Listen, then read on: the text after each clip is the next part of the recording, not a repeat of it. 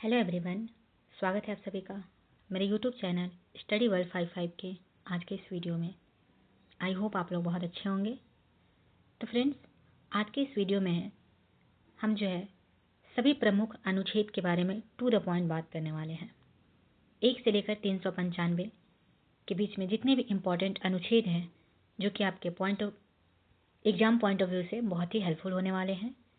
इसमें जितने भी इम्पॉर्टेंट आर्टिकल्स है उसके बारे में डिस्कस करने वाले हैं।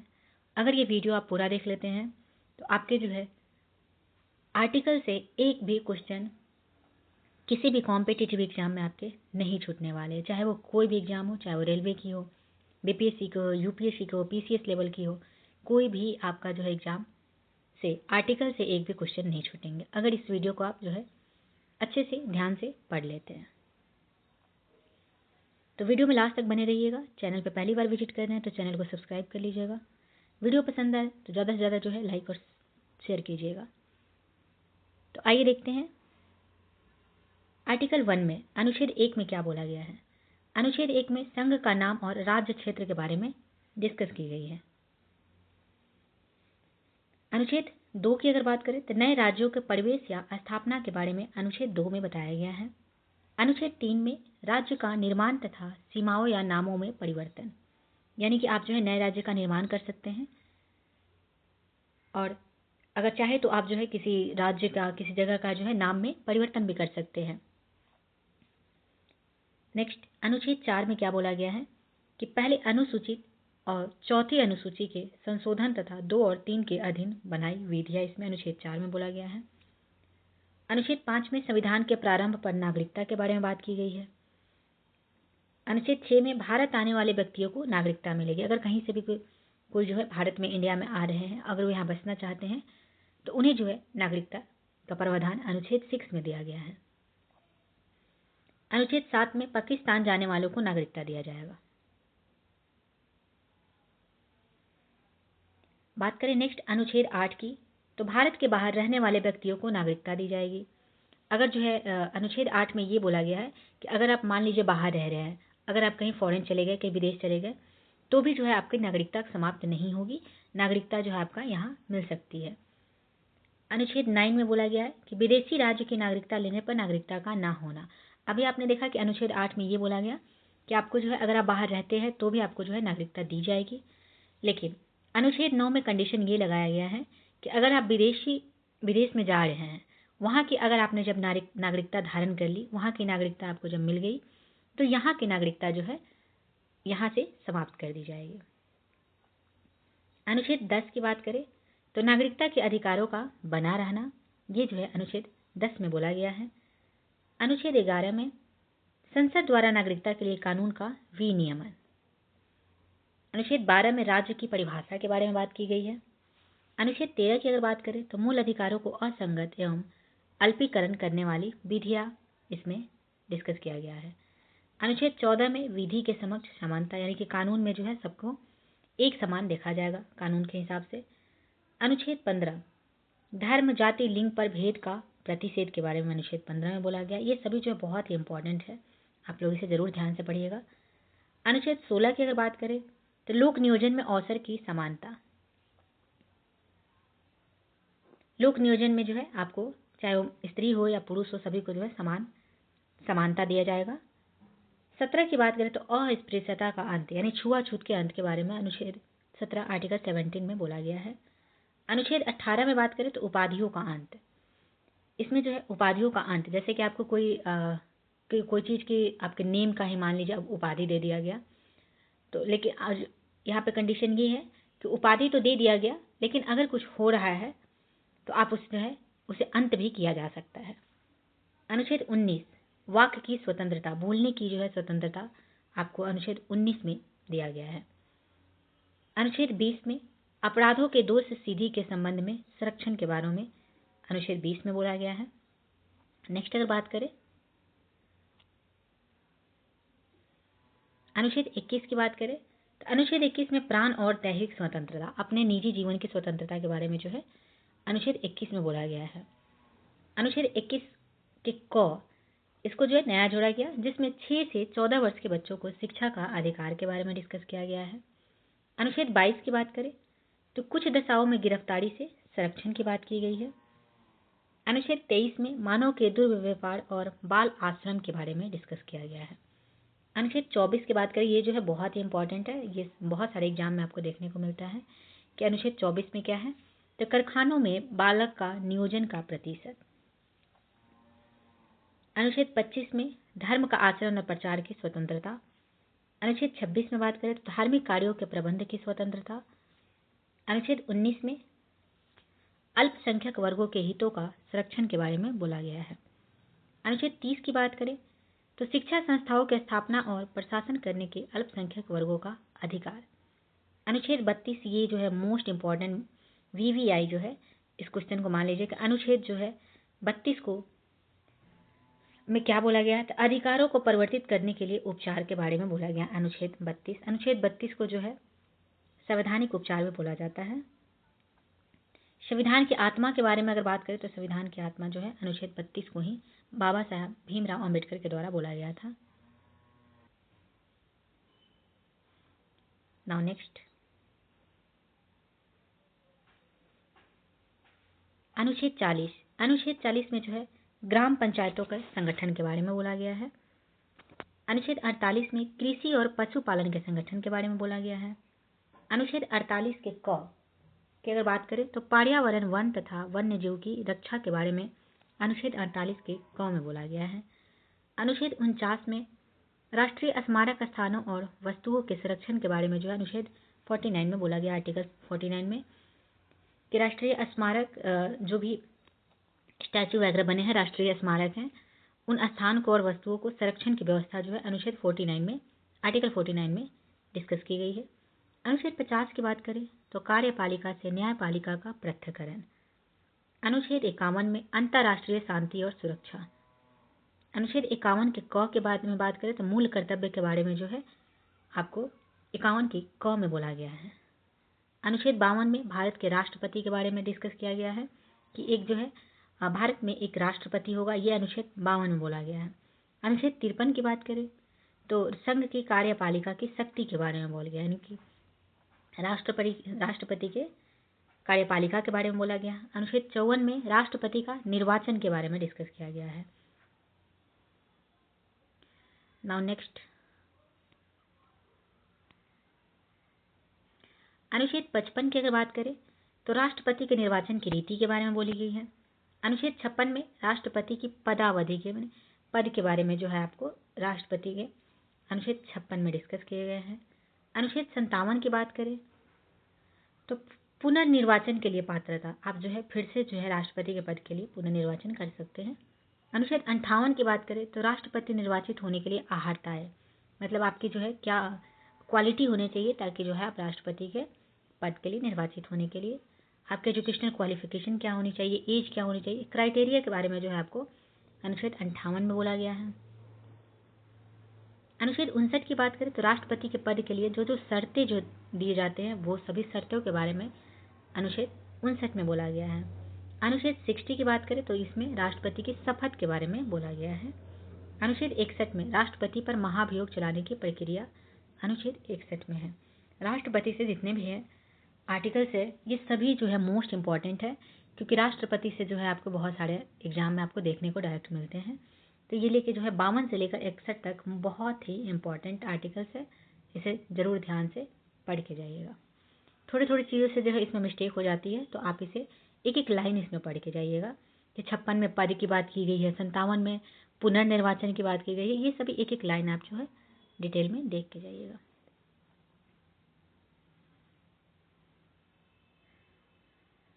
नेक्स्ट, अनुच्छेद 62 की बात करें तो राष्ट्रपति पद पर व्यक्ति को भरने के लिए निर्वाचन का समय दिया जाएगा। जैसे अगर राष्ट्रपति जो है किसी कारणवश उनकी डेथ हो जाती है या फिर वो इस्तीफा दे देते हैं तो उसको भरने के लिए निर्वाचन का समय दिया जाएगा 6 महीने का। तो ये आपके अनुच्छेद 62 में डिस्कस किया गया है। अनुच्छेद 63 की बात करें तो अनुच्छेद 63 में भारत का एक उपराष्ट्रपति होगा, ये आपके अनुच्छेद 63 में बोला गया है। अगर अनुच्छेद 64 में तो उपराष्ट्रपति का राज्यसभा का पदेन सभापति होना। राज्यसभा का पदेन सभापति, ये भी क्वेश्चन जो है डायरेक्ट पूछा जाता है कि राज्यसभा का पदेन सभापति कौन होता है, तो ये हमारे भारत के जो उपराष्ट्रपति होते हैं करंट में वही होते हैं। अनुच्छेद 65 में राष्ट्रपति के पद के रिक्त पर उपराष्ट्रपति के कार्य, अगर राष्ट्रपति जो है की डेथ हो जाती है या फिर राष्ट्रपति जो है पद से इस्तीफा दे देते हैं तो उस समय जो है उपराष्ट्रपति उनके पद पे कार्य कर सकते हैं। अनुच्छेद 66 में राष्ट्रपति का निर्वाचन के बारे में बोला गया है। सॉरी, उपराष्ट्रपति का, यहाँ पे मिस्टेक है, उपराष्ट्रपति का हो जाएगा। निर्वाचन के बारे में क्या बोला गया है। अनुच्छेद 67 में उपराष्ट्रपति की पदावधि के बारे में। अनुच्छेद 68 में उपराष्ट्रपति के पद की रिक्त पद भरने के लिए निर्वाचन के बारे में। अनुच्छेद 69 में उपराष्ट्रपति द्वारा शपथ। अनुच्छेद 70 अन्य आकस्मिकता में राष्ट्रपति के कर्तव्यों का निर्वहन किया जाएगा। नाउ नेक्स्ट, अनुच्छेद 72 में क्षमादान की शक्ति के बारे में बोला गया है। अनुच्छेद 73 में संघ की कार्यपालिका शक्ति का विस्तार होगा। अनुच्छेद 74 में राष्ट्रपति को सलाह देने के लिए मंत्रिपरिषद के बारे में जो है 74 में बोला गया। अनुच्छेद 75 में मंत्रियों के बारे में, उपबंधक के बारे में बोला गया है। नाउ नेक्स्ट, अनुच्छेद 76 में जो है ये बोला गया है कि भारत का महान्यायवादी के बारे में जो है आपको अनुच्छेद 76 में डिस्कस किए गए हैं। अनुच्छेद 77 में भारत सरकार के कार्य का संचालन किया जाएगा।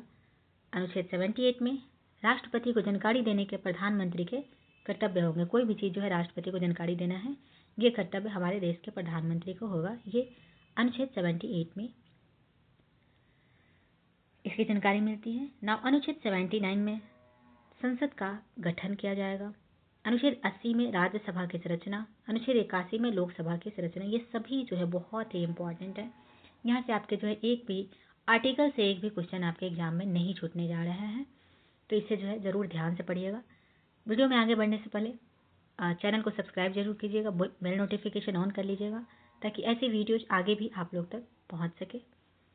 तो नाउ नेक्स्ट, अनुच्छेद 83 संसद के सदनों की अवधि के बारे में अनुच्छेद 83 में बोला गया है। अनुच्छेद 84 में संसद के सदस्यों के लिए अर्हता क्या होगी। अनुच्छेद 85 में संसद का सत्र छात्रावासन और विघटन किया जाएगा। अनुच्छेद 87 में राष्ट्रपति का विशेष अभिभाषण के बारे में बोला गया है। अनुच्छेद 88 में सदनों के बारे में मंत्रियों और महान्यायवादी अधिकार। अनुच्छेद 89 में राज्यसभा का सभापति और उपसभापति के बारे में बोला गया है।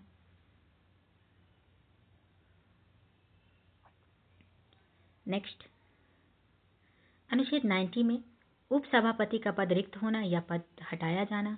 अनुच्छेद 91 में सभापति के कर्तव्यों का पालन और सख्ती। अनुच्छेद 92 में क्या बोला गया है, तो सभापति या उपसभापति को पद से हटाने का संकल्प विचाराधीन हो तब उसका पीठासीन न होना। अनुच्छेद 93 में लोकसभा का अध्यक्ष और उपाध्यक्ष के बारे में बोला गया है। अनुच्छेद 94 में अध्यक्ष और उपाध्यक्ष का पद रिक्त होना। अनुच्छेद 95 में अध्यक्ष में कर्तव्य एवं शक्तियाँ होगी, यह अनुच्छेद 95 में बोला गया है। अनुच्छेद 96 में अध्यक्ष उपाध्यक्ष को पद से हटाने का संकल्प पीठासीन न होना। नेक्स्ट,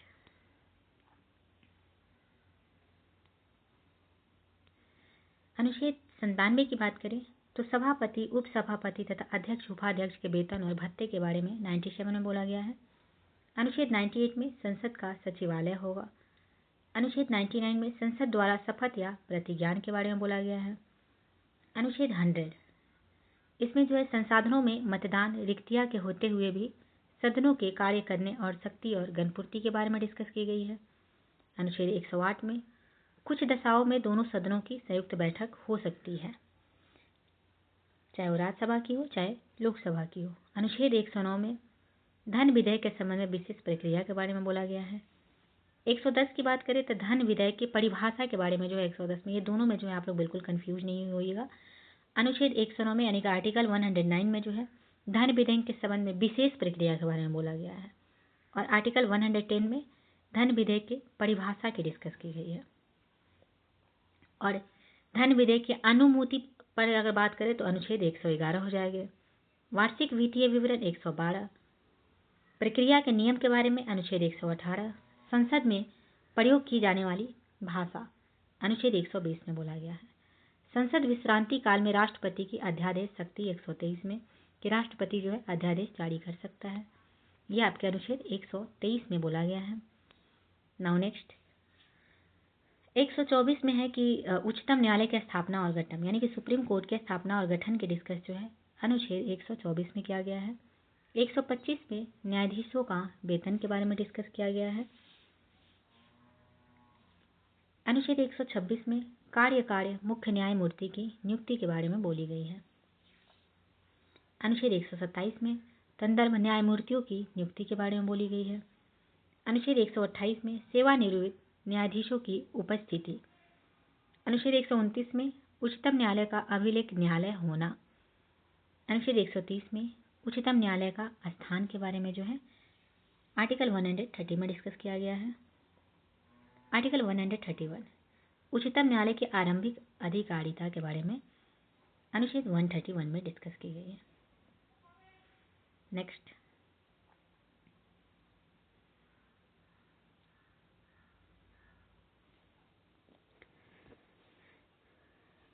नेक्स्ट अनुच्छेद 137 निर्णय एवं आदेशों का पुनर्विलेखन के बारे में जो है अनुच्छेद 137 में बोला गया है।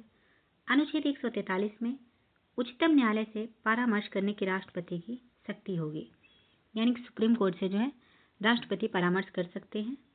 अनुच्छेद 144 में सिविल एवं न्यायिक पदाधिकारियों द्वारा उच्चतम न्यायालय की सहायता के बारे में बोला गया है।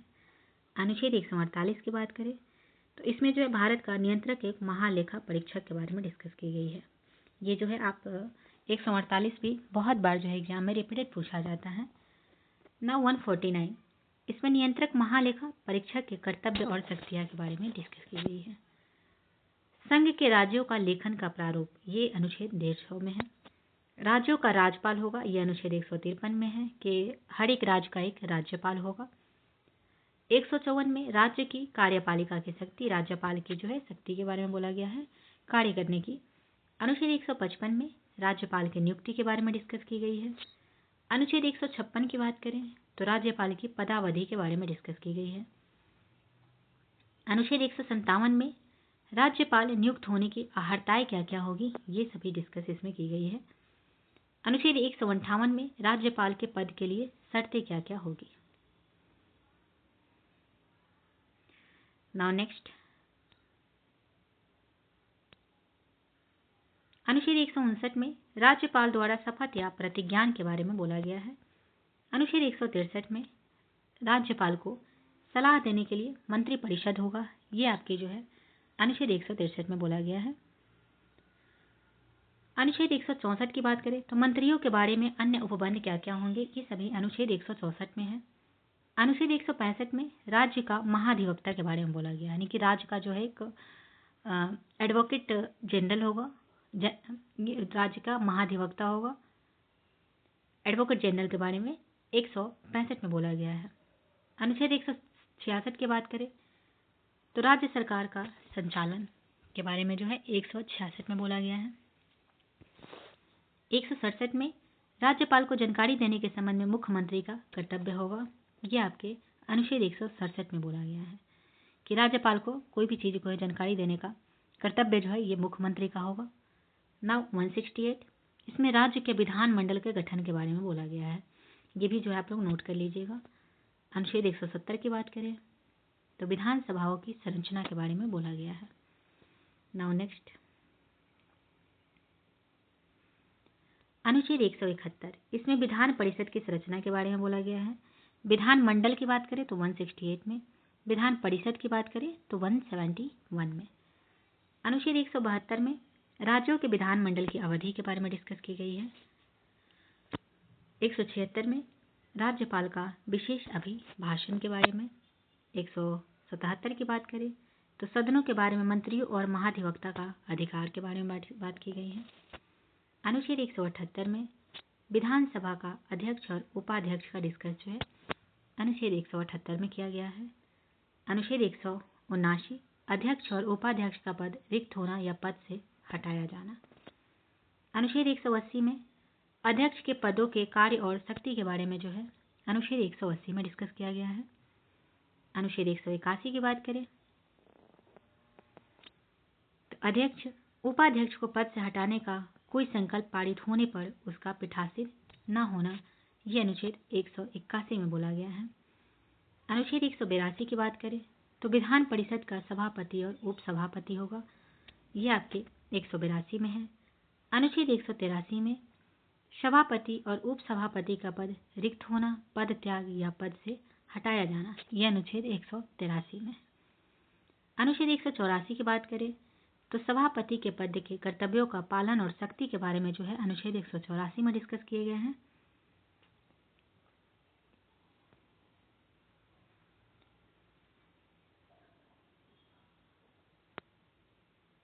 तो सभापति और उपसभापति का पद रिक्त होना और पद का जो है त्याग पत्र से हटा देना, यह आपके अनुच्छेद 183 में डिस्कस किए गए हैं। सभापति के पद के कर्तव्यों का पालन और सख्ती जो है ये अनुच्छेद 184 की है। सभापति उपसभापति को पद से हटाए जाने का संकल्प विचाराधीन होने पर उसका पीठासीन न होना, उसके जो है जब सभापति उपसभापति को पद से हटाए जाने का संकल्प विचाराधीन हो तो उस पर जो है अड़े नहीं रहना, ये अनुच्छेद 185 में है। अध्यक्ष, उपाध्यक्ष, सभापति और उपसभापति के वेतन और भत्ते की अगर बात करें तो ये अनुच्छेद 186 में है। चाहे वो अध्यक्ष हो, उपाध्यक्ष हो, सभापति हो, उपसभापति हो, सभी के वेतन और भत्ते के बाद अनुच्छेद 186 में बोला गया है। राज्य के विधानमंडल का सचिवालय जो है अनुच्छेद 187 में। सदस्यों द्वारा शपथ या प्रतिज्ञा, ये अनुच्छेद 188 में डिस्कस की गई है। सदनों में मतदान रिक्तियां होते हुए भी साधनों का कार्य करने की शक्ति और गणपूर्ति के जो है अनुच्छेद 189 में बोला गया है। नेक्स्ट 199 में धन विदेश की परिभाषा के बारे में बोली गई है। नेक्स्ट अनुच्छेद 200 में बात करें तो विधायकों पर अनुमति के बारे में बात की गई है। अनुच्छेद 202 में वार्षिक वित्तीय विवरण के बारे में डिस्कस किया गया है। अनुच्छेद 213 में विधानमंडल में अध्यादेश सत्यापित करने के राज्यपाल की शक्ति होगी। अनुच्छेद 214 में राज्यों के लिए उच्च न्यायालय होगा, मतलब हर राज्य के लिए एक हाईकोर्ट होगा, यह आपके अनुच्छेद 214 में बोला गया है। आप लोग इसे जो है बिल्कुल नोट कर लीजिएगा। नाउ नेक्स्ट अनुच्छेद 215 में उच्च न्यायालयों का अभिलेख न्यायालय होना, ये जो है आपके अनुच्छेद 215 में बोला गया है। अनुच्छेद 216 में उच्च न्यायालय का गठन के बारे में बोला गया है। अनुच्छेद 217 में उच्च न्यायालय न्यायाधीश की नियुक्ति पद्धति शर्तें के बारे में अनुच्छेद 217 में डिस्कस किया गया है। नेक्स्ट 221 न्यायाधीशों के वेतन के बारे में जो है अनुच्छेद 221 में बोला गया है। अनुच्छेद 222 में एक न्यायालय से दूसरे न्यायालय में न्यायाधीशों का अंतरण, इस न्यायालय से दूसरे स्थानांतरण जो है ट्रांसफर के जो है डिस्कस आपके अनुच्छेद 222 में किया गया है। अनुच्छेद 223 की बात करें तो कार्यकारी मुख्य न्यायमूर्ति की नियुक्ति के बारे में डिस्कस जो है आपके अनुच्छेद 223 में किए गए हैं। अनुच्छेद 224 में अन्य न्यायाधीशों की नियुक्ति के बारे में बोला गया है। अनुच्छेद 226 ये जो है बहुत ही वेरी वेरी वेरी इंपॉर्टेंट है। अनुच्छेद 226 इसमें जो है आपको कुछ रीट निकालने के लिए उच्च न्यायालय की शक्ति होगी। ये आपके जो है अनुच्छेद 226 में बोला गया है कि हाई कोर्ट का जो है कुछ रीट निकालने की शक्ति इसमें प्रदान की जाएगी। अगर सुप्रीम कोर्ट की जो है रीट निकालने की शक्ति की बात करें तो आपके अनुच्छेद जो है 32 में है। बाकी हाई कोर्ट की बात करें तो 226 में। अनुच्छेद 231 की बात करें तो 2 या अधिक राज्यों के लिए एक ही उच्च न्यायालय की स्थापना की जाएगी।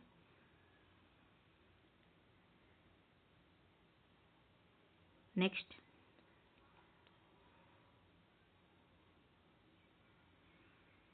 जिला न्यायाधीशों की नियुक्ति के बारे में 233 आर्टिकल में बोला गया है। संघ राज्य क्षेत्र के लिए उच्च न्यायालय होगा, यह आपके 241 में बोले गए हैं। 243 की अगर बात करें तो पंचायत, नगर पालिकाएं एवं सहकारी समितियां के बारे में जो है अनुच्छेद 243 में डिस्कस किए गए हैं। अनुच्छेद 244 में अनुसूचित क्षेत्रों और जनजातीय क्षेत्रों का प्रशासन के बारे में जो है अनुच्छेद 244 में डिस्कस किया गया है। अनुच्छेद 248 की बात करें तो अवशिष्ट विधायी शक्तियां जो है ये आपके 248 में है। 252 में 2 या अधिक राज्य के लिए सहमति से विधि बनाने की संसद की शक्ति होगी, ये आपके 252 में है। 254 की बात करें तो संसद द्वारा बनाई गई विधियों और राज्यों के विधानमंडल द्वारा बनाए गए विधियों जो है असंगति के बारे में जो है 254 में डिस्कस किया गया है। नाउ नेक्स्ट, अनुच्छेद 266 की बात करें तो इसमें संचित निधि के बारे में बोला गया है। ये भी जो है आपके बहुत इंपॉर्टेंट है, डायरेक्ट जो है एग्जाम में आपको देखने को मिलता है। संचित निधि के बारे में कौन सा आर्टिकल में डिस्कस किया गया है, तो ये आपके किए गए हैं 266 में। आकस्मिकता निधि के बारे में माने तो 267 में। संघ द्वारा उद्हित और संग्रहित किंतु राज्यों को सौंपे जाने वाले कर के बारे में अगर बात करें तो 269 में।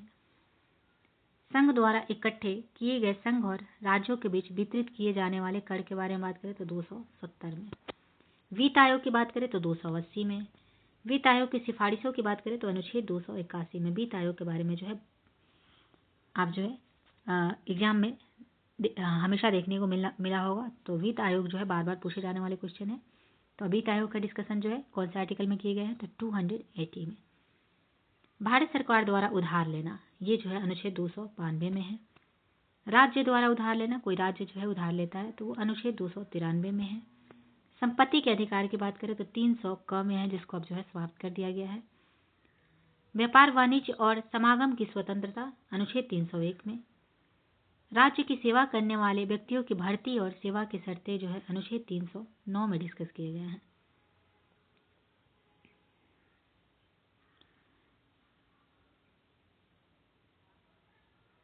संक्रमणकालीन उपबंध 313 में।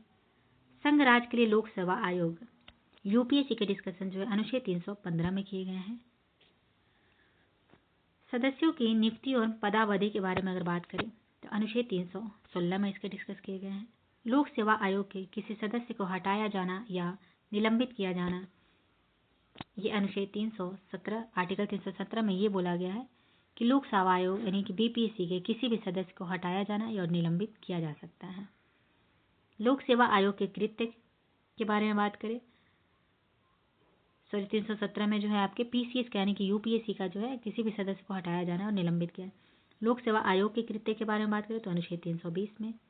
प्रशासनिक अधिकरण की बात करें तो 323 के क में।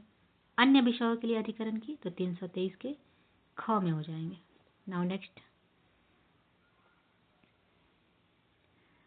324 जो कि बहुत इंपॉर्टेंट है, इसे नोट कर लीजिएगा।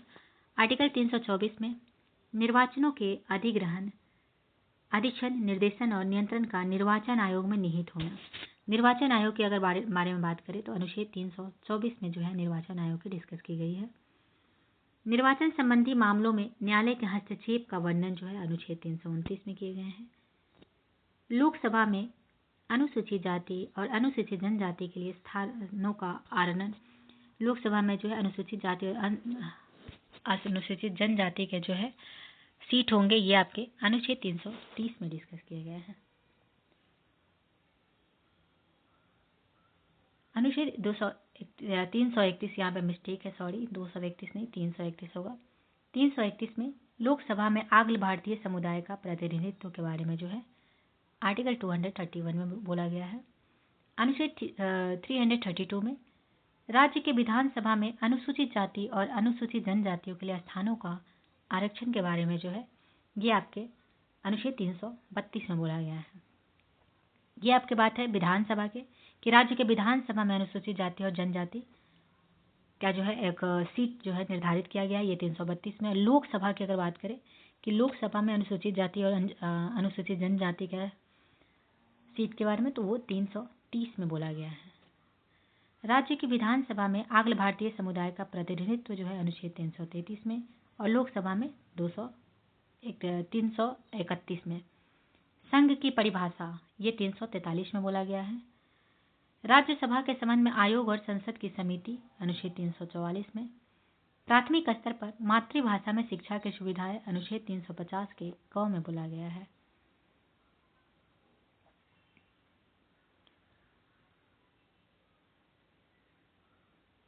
हिंदी भाषा के विकास के लिए निर्देश ये आपके 351 में। आपात की उद्घोषणा का प्रभाव 352 में। राज्य में संवैधानिक तंत्र के विफल हो जाने की दशा में उपबंध अनुच्छेद 356। वित्तीय आपात के बारे में उपबंध 360। संविधान का संशोधन करने की संसद की शक्ति और उसकी प्रक्रिया 368 में बोला गया है। भारत के नियंत्रक महालेखा परीक्षक के बारे में उपबंध 377 में, लोक सेवा आयोग के बारे में अनुच्छेद 378 में। तो ये रहे आपके मोस्ट इम्पॉर्टेंट 1 से लेकर 395 के सभी मोस्ट इम्पॉर्टेंट आर्टिकल्स। अगर आप ये वीडियो देख लेते हैं तो आपके जो है आर्टिकल से एक भी क्वेश्चन एग्जाम में नहीं छूटने जा रहा है। तो आई होप आप लोग को वीडियो पसंद आया होगा। तो ऐसे ही वीडियो के लिए चैनल को ज़्यादा से ज़्यादा जो है लाइक और सब्सक्राइब कीजिए। तो चलिए मिलते हैं नेक्स्ट वीडियो में। Thank you very much.